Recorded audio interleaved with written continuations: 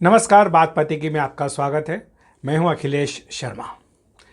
तो पश्चिम बंगाल में ऐतिहासिक जीत हासिल करने के बाद ममता बनर्जी आज पहली बार प्रधानमंत्री के साथ किसी बैठक में शामिल हुई, इस उम्मीद के साथ कि यहां पर उन्हें अपने दिल का पूरा गुबार निकालने का मौका मिलेगा।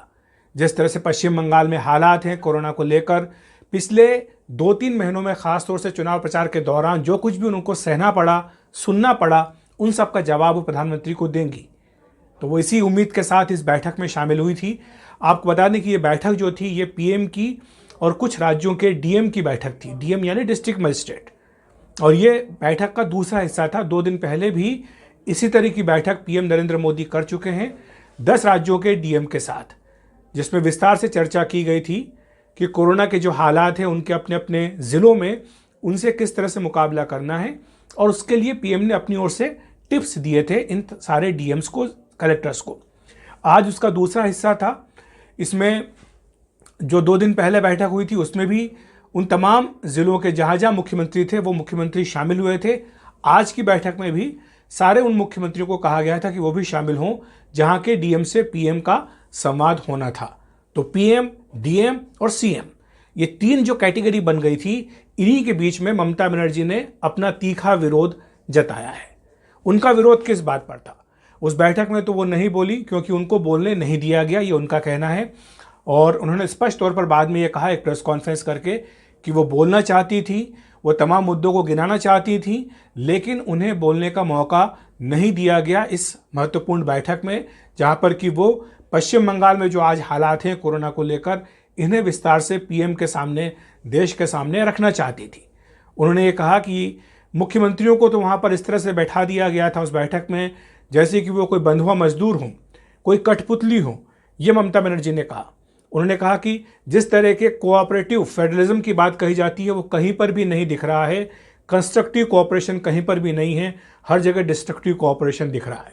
उन्होंने ये भी कहा कि जिस तरह से उनके हालात राज्य में हैं, उसके बाद वो केंद्र का ध्यान आकर्षित करना चाहती थी कि वो चाहे ब्लैक फंगस का मुद्दा हो या फिर कोरोना से बढ़ रहे मामले हैं, इन तमाम मुद्दों को लेकर, या ऑक्सीजन की कमी का मुद्दा हो, इन मुद्दों को लेकर जो केंद्र सरकार से मदद की दरकार थी उनकी ओर वो पीएम का ध्यान आकर्षित करना चाहती थी, लेकिन उन्हें बोलने का मौका नहीं दिया गया, ये ममता बनर्जी ने कहा है। उन्होंने अपनी बात बाद में प्रेस कॉन्फ्रेंस करके विस्तार से रखी। तो ये एक उनका विरोध था, उनका ये मुद्दा था कि उन्हें बोलने क्यों नहीं दिया गया इस पीएम और डीएम की बैठक में, जिसमें बाकी सीएम भी मौजूद थे। दूसरी तरफ बीजेपी ने इसका जवाब दिया है। जो नेता प्रतिपक्ष अभी हाल ही में बनाए गए हैं पश्चिम बंगाल विधानसभा में, शुभेंदु अधिकारी, उन्होंने कई सारे ट्वीट करके ममता बनर्जी का जवाब दिया। उन्होंने ये कहा कि ममता बनर्जी, इसका ये इतिहास रहा है कि वो पीएम के साथ जो बैठकें होती हैं इनमें शामिल ही नहीं होती है। जहाँ तक आज की बैठक का सवाल था, पिछली बैठक में भी यही हुआ था। इस बैठक का भी प्रोटोकॉल यही था कि इसमें सीएम को बोलना नहीं था, केवल सुनना था। इसमें पीएम और डीएम के बीच में बातचीत होनी थी और सीएम्स को खाली नोट्स लेने थे, उनको सुनना था। और इसमें यह भी कहा गया कि उनके ही पश्चिम बंगाल के एक ज़िले के ज़िलाधिकारी को बोलने का नाम था, उनका लिस्ट में नाम था, लेकिन उन्हें नहीं बोलने दिया पश्चिम बंगाल सरकार ने। लेकिन बाकी जो विपक्ष के शासन वाले राज्य थे वहाँ के डीएम को बोलने का मौका मिला, जिसमें छत्तीसगढ़, राजस्थान, पंजाब, आंध्र प्रदेश, ये तमाम वो राज्य जहाँ पर कि विपक्षी पार्टियों का शासन है और वहाँ के डीएम को बोलने का मौका दिया गया। और केंद्रीय मंत्री रविशंकर प्रसाद हैं, उन्होंने भी जवाब दिया है ममता बनर्जी के इन तमाम आरोपों का। उन्होंने कहा, गिनाया कि किस तरह से ममता बनर्जी अधिकांश बैठकों में पीएम के साथ नहीं आती हैं।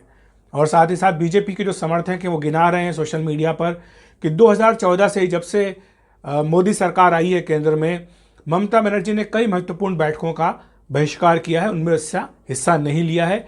वो चाहे योजना आयोग के पुनर्गठन को लेकर बैठक हो, या फिर एक राज्य एक देश एक चुनाव का मुद्दा हो उस पर बैठक हो, या फिर अन्य ऐसे मुद्दे थे जिसमें कि नीति आयोग के गवर्निंग काउंसिल की बैठक थी, उसमें वो नहीं आई। चुनाव प्रचार के दौरान हाल में कोविड को लेकर जितने पीएम के मुख्यमंत्रियों के साथ संवाद हुए उसमें किसी भी बैठक में ममता बनर्जी ने हिस्सा नहीं लिया, ये बीजेपी नेताओं का दावा है। आपको बताएं कि ये पूरा मामला इसलिए ज़्यादा महत्वपूर्ण हो जाता है क्योंकि ये पहली बार था बंगाल जीतने के बाद जब ममता बनर्जी पीएम के आमने सामने थी। और हम जानते हैं कि बंगाल चुनाव के दौरान उन्होंने क्या कहा था। उन्होंने कहा था, मैं एक पैर से बंगाल जीतूंगी और दोनों पैरों से दिल्ली जीतूंगी। तो यानी उनका इरादा बिल्कुल स्पष्ट है कि वो अब उनका निशाना जो है वो दिल्ली पर है, नरेंद्र मोदी पर है। प्रधानमंत्री पद की कुर्सी पर उनकी महत्वाकांक्षा है और वो बिल्कुल अब साफ दिख रही है। और इसीलिए इस प्लेटफॉर्म पर वो चाहती थी कि दो दो हाथ वो पीएम से करें, लेकिन ऐसा हो नहीं पाया।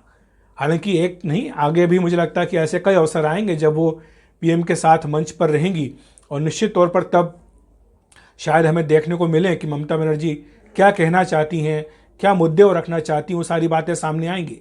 लेकिन आज जिस तरह से उनका गुबार निकला है, प्रेस कॉन्फ्रेंस करके उन्होंने अपना विरोध जताया है, उससे ये बिल्कुल साफ है कि अब वो रुकने वाली नहीं है, चुप होकर बैठने वाली नहीं है।